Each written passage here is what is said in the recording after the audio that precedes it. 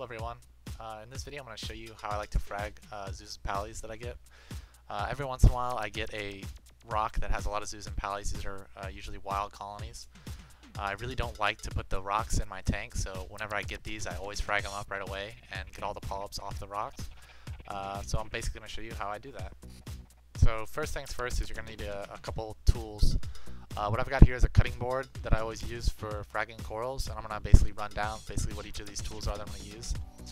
These are some Japanese wood chisels. These are $1.50, so I don't even take good care of them. I just open a new pack whenever I need a new one. This is just cyanoacrylic glue. The thicker the better. I have some Ecotech and some icy gel here. These are some Boston Aqua Farms bone clippers. These are so much better than basically any other bone clippers I've tried, so I highly recommend you get those. This is just some Lugol's, and I've also got some nitrile gloves, powder free of course, and I've also got the frag plugs. Obviously you need a couple other things. You need a face mask.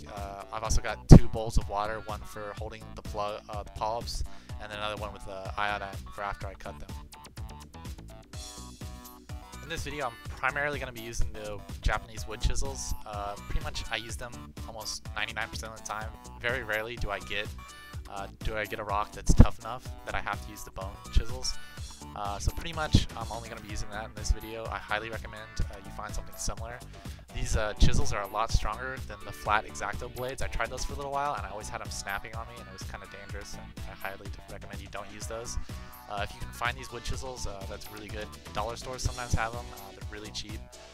If you're interested in them, you can send me a PM and I can tell you where to get them. So anyways, I went and got the rock that I'm going to be fragging. It's a pretty nice rock. It's some, I'm not sure quite what they're called, but they've got a red skirt, red centers, and then a green mouth, so they're pretty nice. They're a pretty large paly, as you can see in this. I've got a rock with about probably 60 or so of them on them. So I'm going to go ahead and open up my wood chisels here. I'm going to get to work on this rock. Basically what I'm doing with these wood chisels is I'm going to be basically going right underneath the mat of the polyp without actually hurting the mat of the polyp. One thing I have to recommend is you don't be afraid of cutting them. Like a lot of people, when I first started fragging, it was kind of scary. I always thought I was going to kill it. You're not going to do that. These are a lot stronger and a lot more hardy than you'd think. So anyways, as you can see, it's pretty easy from here on out. I'm going to fast forward through this just so you can see basically how I did everything. But more or less, I kind of target the spots that I feel like the weakest, that I can get underneath the easiest.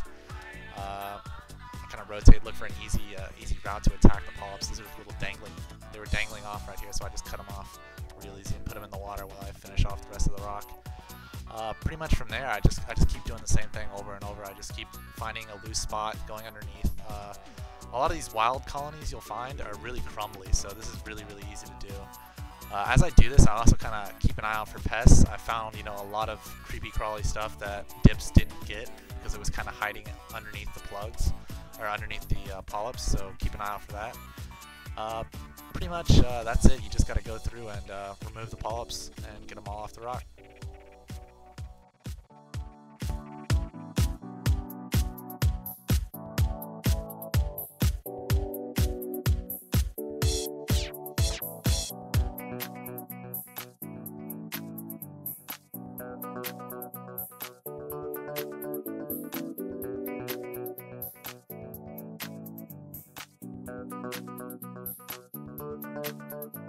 Lift me up, lift me up. Lift me up, lift me up. Lift me up, lift me up.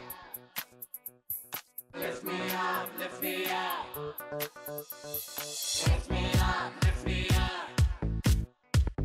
Lift me up, lift me up. Lift me up, lift me up. Lift me up, lift me up. Lift me up, lift me up. Oh la la la la. Lift me up, lift me up. Oh la la la la. Lift me up, lift me up. Oh la la la la. Lift me up, lift me up. Oh la la la la.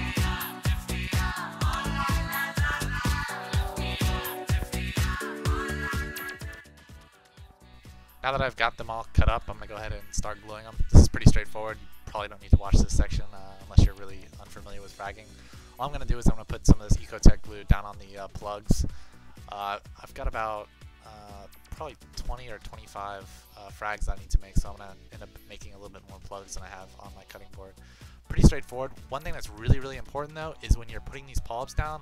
Here I'm picking off some of the stuff that I don't like on the polyps. I think it was some starfish. Anyways, what I did there is I dabbed it on the paper towel. That way, when you put it into the glue, it gets a really good, strong bond. If you leave it wet on the bottom, it's not going to bond very well to the glue. And I found that before I started doing this, I'd get a lot more floaters. Like, stuff would just eventually just float away if it was in high current. So it's really, really important to dry the bottom of the polyps before you put them in the glue. Besides that, it's pretty straightforward. I'm just taking them out of my holding water, putting them on the plug, and then putting them in iodine while I finish. Once they're in the iodine for a few minutes, they're ready to go back in the tank, and good to go.